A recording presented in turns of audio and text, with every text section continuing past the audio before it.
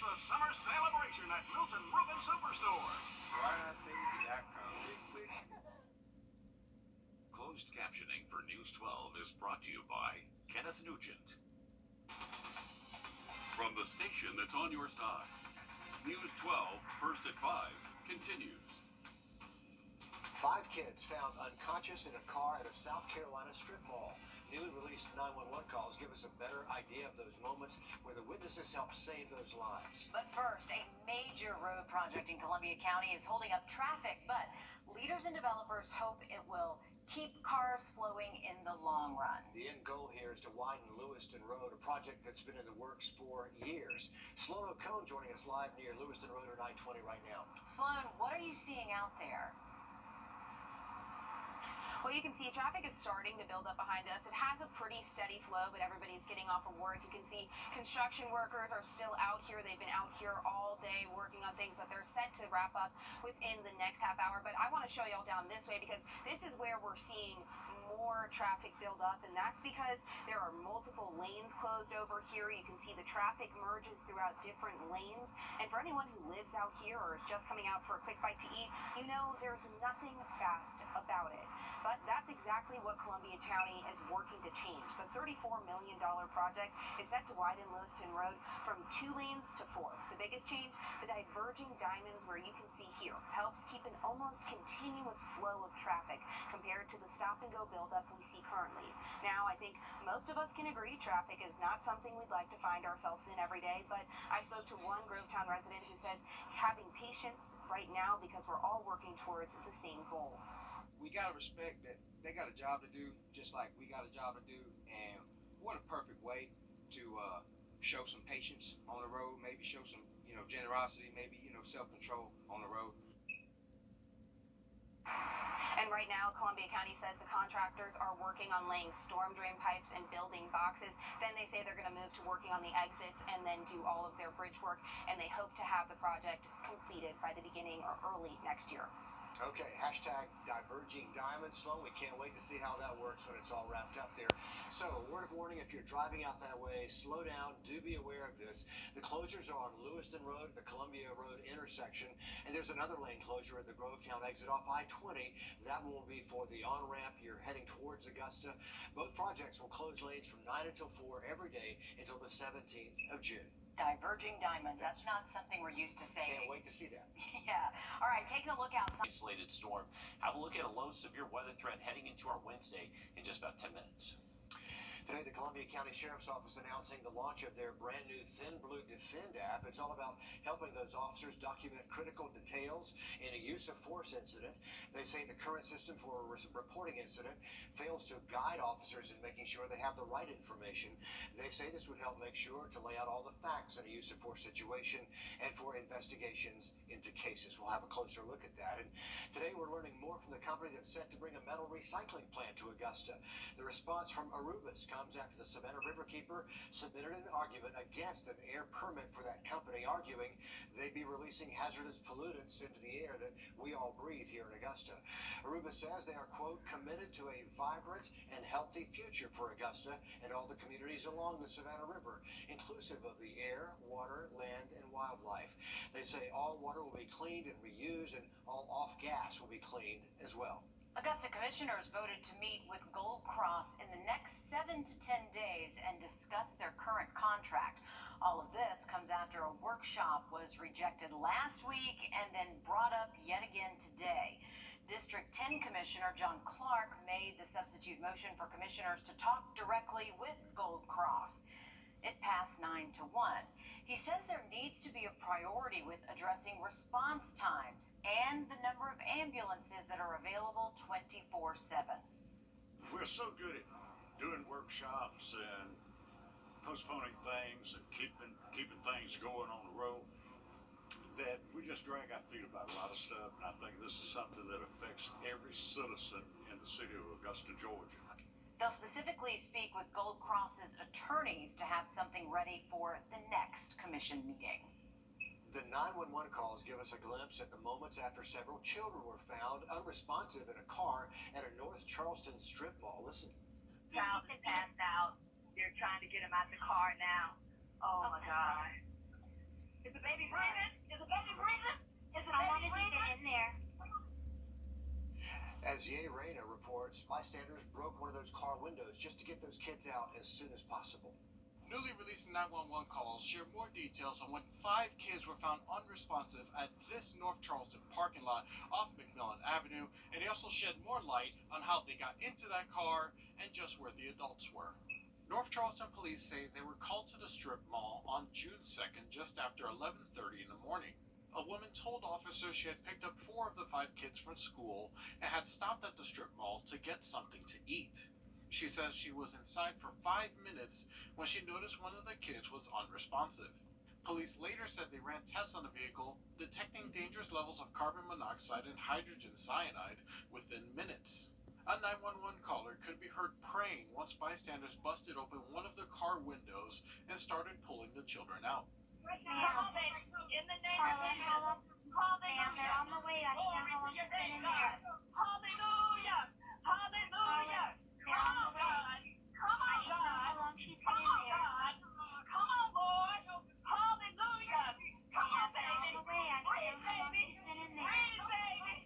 Police say the bystanders and responding officers performed life-saving measures on those children before they were taken to an area hospital in stable condition.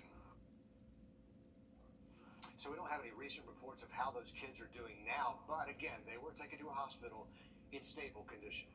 Richmond County gearing up for runoffs after last month's primary. That is coming up the 21st of this month.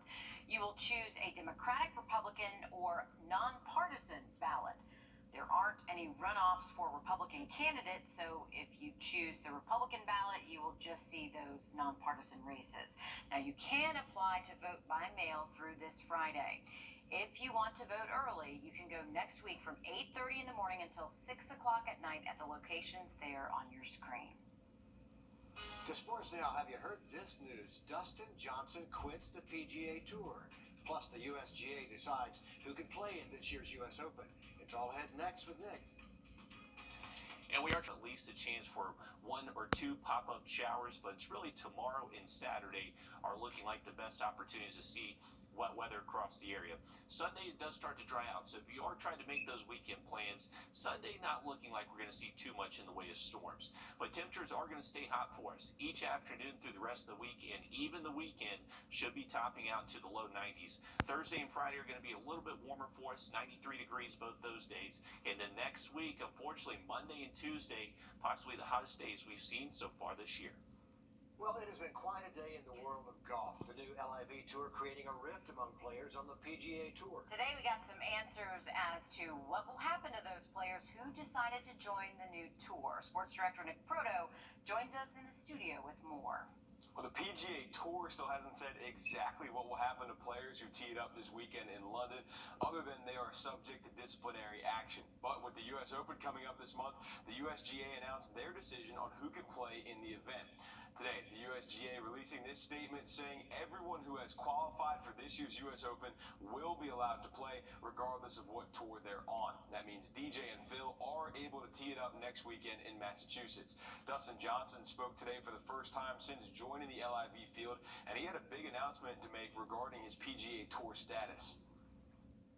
Obviously, at this time, it's hard to speak on what the consequences will be, but for right now, I resigned my membership from the tour. I'm going to play here, for now, and that's the plan. But what the consequences are going to be, obviously, I can't comment on how the tour is going to handle. One guy who won't be playing in the U.S. Open is Tiger Woods. Tiger says he needs more time to heal and strengthen that leg. He says he hopes to play at the J.P. McManus Pro-Am and the Open Championship next month. Lots to watch out for. Thanks, Nick. Still to come, summer fun for everyone. How one local camp is making a difference for kids with special needs. Ahead on News 12, 1st to 5. The live mic. Let's have a conversation. Last summer, one local mom launched a summer camp for children with special needs, and this year she's back at it again. Our Will Volk checks in with Latoya Roper on the first day of camp about why the camp is so significant to her, as well as all the kids who go there. Latoya Roper loves running a special kind of summer camp. Just seeing them have a good time and they're not in an environment that is so stressful for them is winning. She started this camp for special needs children after seeing some of the challenges they face firsthand. Summer of fun. Summer of fun. Her son has autism, and she wanted to create a place where people like him can go. They're able to make friends. We have some that, are not able to build those friendships at school. Roper says after seeing a lot of success from last year's camp, she knew they had to bring it back for a second year. And since they've attended our camps, they've joined and been able to do play dates and things on the weekend.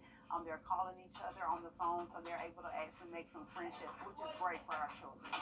And it's great for her to see this. Thank you. These children have a place to meet people, do activities, and enjoy summer. I just love seeing them enjoy themselves every day.